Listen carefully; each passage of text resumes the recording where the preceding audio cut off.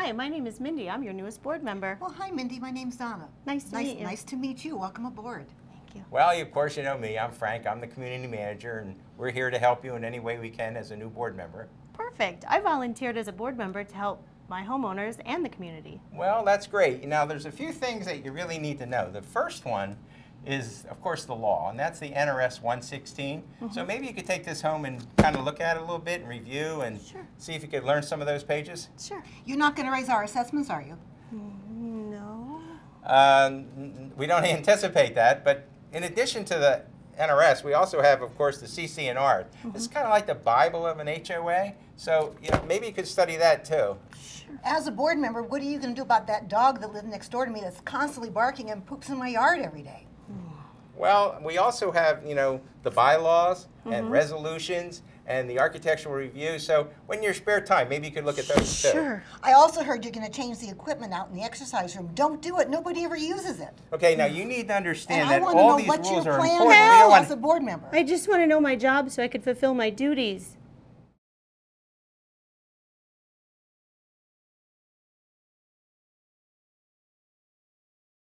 Hello, I'm Mary Rendina, Executive Director of the Nevada chapter of the Community Associations Institute, and I'd like to welcome you to the CAI media presentation. CAI provides comprehensive education to board members, homeowners, and community managers. This presentation series, developed by CAI's Nevada chapter, brings educational information to board members all around our state, and it has been developed and presented by experienced board members, all of whom have completed CAI's award-winning Decal Education Series. We thank our generous sponsors who make these free presentations possible.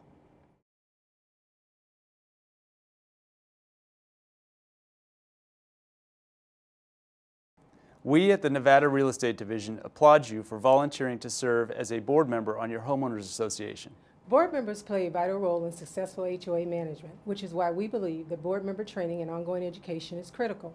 We're proud to support the effort of CAI's Nevada chapter to provide this innovative digital media training. We'd also like to remind you that you can also contact the Real Estate Division or CAI for additional help. Enjoy the presentation.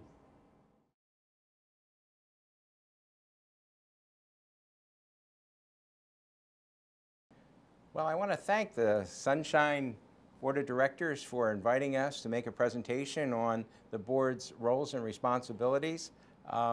We are both longtime board members, and we're here as a responsibility of CAI to give you a presentation on some of the things that you might need to know. And it's kind of exciting because I understand there are a number of you that are brand new board members and really haven't been through much of anything, and the fact that you wanted some education. We're really glad to be here and spend our time enjoying them. Why don't you tell them a little bit about yourself first? Well, my name is Donna Toussaint, and I've been involved in homeowners associations since 1997. I didn't realize it was going to monopolize so much of my life. I was on the board of directors of, like I said, my large master for 10 years. I was president. I also served as a commissioner for the common interest communities, and I'm currently on the board of directors of CAI, who's giving you this presentation today. My name is Frank Fimiano, and I got involved in HOA when I was first a resident, and then I moved to a new community, kind of a large 55-plus community, and I made the decision to run for board of directors and got elected. Real rookie, didn't know much of anything, and I've actually been there and on the board and president since 2009. So that's my background. I'm taking a lot of classes at CAI. And we both are decals, Yes. Which requires 25 hours of work in the classroom and some additional activities. And we're going to just share some of our basic knowledge with you today. So why don't you kick off and... Well, I will. One of the things that's really important is what is the board's role and what is a fiduciary? And I'm going to read it because I want to make sure I get it right. A fiduciary is someone who owns a duty of loyalty and care as a member of the board of directors to safeguard the interests of another person or entity. And what you really have to do as a board member is make sure that you use good business judgment rule, and that if you have a question about anything, whether it's financials, you've checked with a professional. It's really, really important, especially for new board members. No one expects you to know everything right off the bat.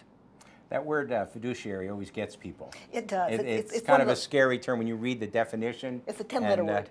And it basically means that you really are responsible. You really pay attention to your job and what the requirements are, and you do what you believe in your heart is the right thing to do, what's best. Right, and you need to protect the assets. Absolutely. And what are the assets? What are the assets of the community? And landscaping, your walls, your common elements, your pool, your tennis court.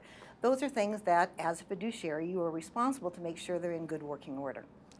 The governing documents of any association is also really important, and that you need to understand them, you need to review them.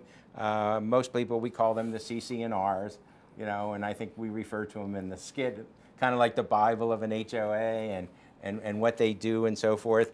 It's very important that we spell things out too, and in there could be some differences from each HOA because it talks about things like what are the terms of office for a board member, okay? Because the law allows you to do it either 2 years or 3 years. And there are some associations that it's 1 year, you can 1 year, some are 2, some are 3. It all depends on what your documents say, so you have to go by those. And it's important because there's some serious stuff in there.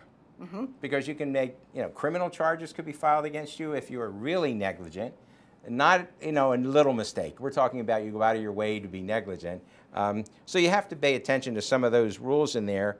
One of the ones that are really important is self-interest. Yes, that's very important. That one can get you in a little bit of a problem.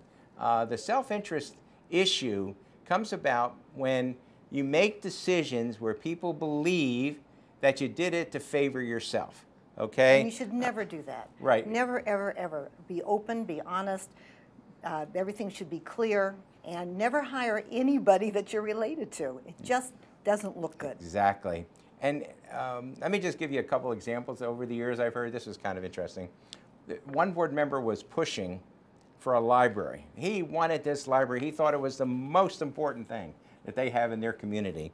And he failed to mention to everybody that his wife was a librarian and she was looking for a job. Oh, that's a big no-no. And that's kind of self-interest. That's self-interest. The other one I heard of, which is kind of interesting, is a board member was really, really interested in a stoplight, except that he wanted it in front of his house so he could get out in the morning in the traffic and so forth. So these are some of the examples that we talk about as we do things. Now, one of the other things is budget. Budget is an important thing. There's the budget ratification meeting. And what is in there is, well, it's kind of confusing in the law. What happens is people have to vote down the board's budget. So it requires 50% plus 1. Plus 1.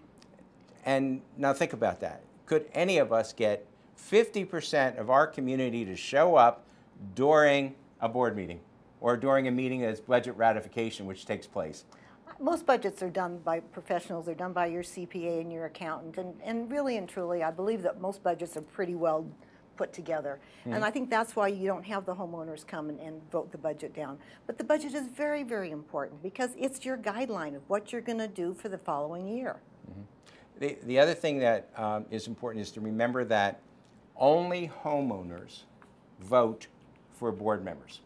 They elect them, okay? Now you have to be a homeowner and there are certain qualifications, but the truth is there's not really many qualifications to be a board member. No, there really aren't. There really aren't many things that you have to do. And then the officers are elected by the board members. That means each of you are going to get a chance to elect the individual board members in what offices. Now, one of the things that many people don't talk about in the law is that not all officers have to be from the community. That's true. You could have a treasurer, for example, that's an accountant. You could. Could be something really, where you don't feel like you have somebody that's qualified, and some of you don't feel like, oh, I can't do the books, I don't understand budgets. That's when you really have to look at maybe an expert doing that for you. So these are some of the little things along the way that really are important that we should really be covering in this meeting. We're going to talk a little bit about open meetings and where homeowners get involved and so forth. But I just got the signal that the coffee's ready, So we promised these board members to give them a little bit of a break before we start segment 2. And we will, at this time, take this break, and then we'll come back, and we're going to go into some real detail on some of these general items that we talked about already. Okay? We'll see you in a few. Thank you.